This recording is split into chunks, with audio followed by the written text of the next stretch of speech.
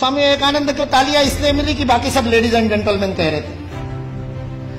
जब मैंने रिसर्च किया, मेरी लुई बर्क नाम की महिला ने 6 ग्रंथ लिखे स्वामी विवेकानंद की विदेश यात्राओं को, Swami Vivekananda in the West new discoveries इस नाम से। वो मेरी लुई बर्क ने शिकागो की उस धर्म सभा में उपस्थित जो श्रोतागण थे उसके प्रत्येक के साथ संपर्क किया, जो जीवित थे, जो जीवित नहीं थे, उनके वंशजों के साथ उनकी डायरिया खंगाली, उसके पूरे मिनट्स पढ़े। और उसके बाद में वो कहती है स्वामी विवेकानंद पहले व्यक्ति नहीं थे, चौथे व्यक्ति थे। उनसे पहले 3 लोगों ने ब्रदर्स एंड सिस्टर्स नाम का संबोधन किया था। श्रीलंका से एक बौद्ध साधु गए थे, धम्मपाल अंगीकारा, उन्होंने किया था। एक बौद्ध भिक्खु जापान से आए थे, उन्होंने भी यही बंधु और भगिनी वाला संबोधन किया था। और तीसरे प्रताप चंद्र मुजुमदार थे, जो भारत से ही गए थे, थियोसॉफिकल सोसाइटी के प्रतिनिधि थे, उन्होंने भी किया था। स्वामी विवेकानंद चौथे थे। उस सभागृह ने पहले 3 बार वो संबोधन सुना था, उसके बावजूद नाविन्य के कारण तालियां नहीं बजी थी 2.5 मिनट तक। उसके बावजूद 2.5 मिनट तक तालियां बजी, क्योंकि वहां खड़े हुए व्यक्ति के अंदर वह भातृत्व का, वह बंधुत्व का, वह अपनत्व का, वह आत्मीयता का, मेरा कोई है, इस प्रकार का बोध उस वाणी के माध्यम से श्रोताओं के साथ जुड़ा था। सुभाष चंद्र बोस बहुत जबरदस्त वक्ता थे, मुर्दे को जगा दिया उन्होंने। अपनी पूरी आजादी सेना युद्धबंदियों में से तैयार की थी। हारे हुए युद्धबंदियों के कैदियों के बीच में ऐसे प्राण फूंकते कि आजाद हिंद सेना की स्थापना हो जाए। वो सुभाष चंद्र बोस कहते, आज स्वामी विवेकानंद जीवित होते तो उनके पैरों में मैं बैठा होता। उस सुभाष चंद्र बोस को किसी ने पूछा कि स्वामी विवेकानंद के शब्दों का असर क्यों हुआ, तो उन्होंने अपनी वो कवित्वमय वक्तृता में कहा था, जो बात होठों से बोली जाती है होठों तक पहुंचती है, जो बात गले से बोली जाती है मेरे जैसे चिल्ला चिल्ला के, वो गले तक पहुंचती है। कभी कभी गले उतर भी जाती है, लेकिन हृदय तक वही बात पहुंचती है जो हृदय से कही जाती है। और स्वामी विवेकानंद के शब्द हृदय से कहते हैं। सारा 1.5 महीने का अपमान विष का प्राशन करने के बाद ये शिव वहां खड़ा होकर के कल्याण के मंत्र बोलता है और अमेरिका निवासियों को बहनों और भाइयों कह करके बोलता है, जिन अमेरिका वासियों ने उसको खाने के लिए नहीं दिया था, दर दर की ठोकरें खाने पर मजबूर कर दिया था, यू ब्लैक गेट आउट कह करके जिसका हर दरवाजे पर स्वागत हुआ था, 1.5 महीने तक अपमान सहने के बाद उस अपमान के विष को पी करके भारत का हिंदुत्व का सच्चा प्रतिनिधि, जिसने गर्व से कहो हिंदू है, उस दिन 11 सितंबर को पहली बार बोला था कि मैं गर्व से कहता हूं कि उस हिंदुत्व का मैं प्रतिनिधि हूं। बस स्वामी विवेकानंद सच्चे अर्थ में प्रतिनिधित्व करता है और उस पूरे सभागार को ही नहीं, पूरी अमेरिका को अपने भातृत्व बोध से बोधित करता है। ये भारतीय संस्कृति की वैश्विक अवदान है, वसुधैव कुटुंबकम का भाव है।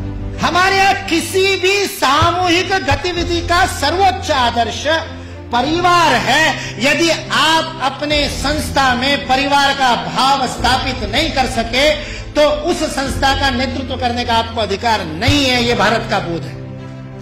मैं कहता हूं ये कुछ नहीं बिगाड़ सकते, ये विकृति फैलाने वाले कुछ नहीं बिगाड़ सकते, क्योंकि इस देश का समाज जीवंत समाज, और जो शरीर जीवंत होता है उसके नाक में धूल का कण जाता है तो छींक मार करके भगा देता है। भारत ने भी छींक मार दी तो भाग गए बेचारे, कहां जाएंगे।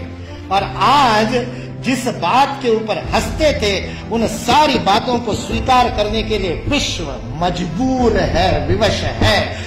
एंगस मेडिसन नाम के एक अर्थशास्त्री को काम दिया गया सन 2000 में, जिस कालगणना की आप दोनों ने बात की, उस कालगणना में 1000 की गिनती बड़ी महत्वपूर्ण थी, क्योंकि बाइबल में लिख दिया कि 1000 वर्ष जब पूरे हो जाएंगे तो मिलेनियम पूरा होगा।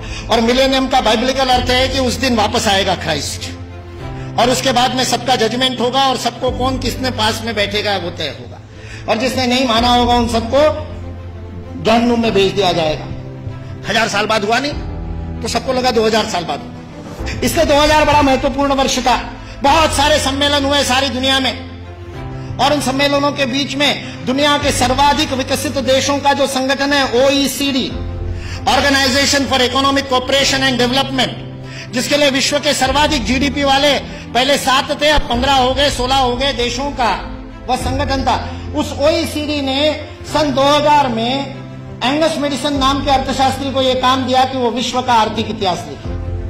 और चूंकि उनकी गणना, उनकी हिस्ट्री 0 ईस्वी से शुरू होती है, तो एंगस मेडिसन को भी काम दिया 0 ईस्वी से 2000 ईस्वी तक 2000 वर्ष का आर्थिक इतिहास लिख दीजिए। उस पुस्तक का नाम है economic history of the world millennial perspective by Angus Maddison. OECD.org इस वेबसाइट से आप डाउनलोड कर सकते हैं। 2000 वर्ष का आर्थिक इतिहास लिखा है एंगस मेडिसन ने। और वह एंगस मेडिसन कहता है कि पहले 1500 वर्ष 0 ईस्वी से लेकर के 1490 तक, 99 तक, सारे विश्व के जीडीपी में लगभग 2/3 66% योगदान देने वाला देश कोई था तो वो भारत देश था।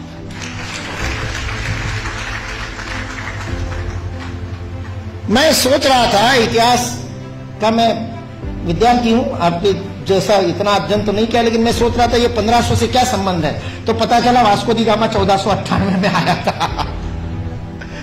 और मतलब उसने भारत को खोजा, ऐसा हम लोग भी लिखते हैं, तो उससे पहले कोई गुम हो गया होगा।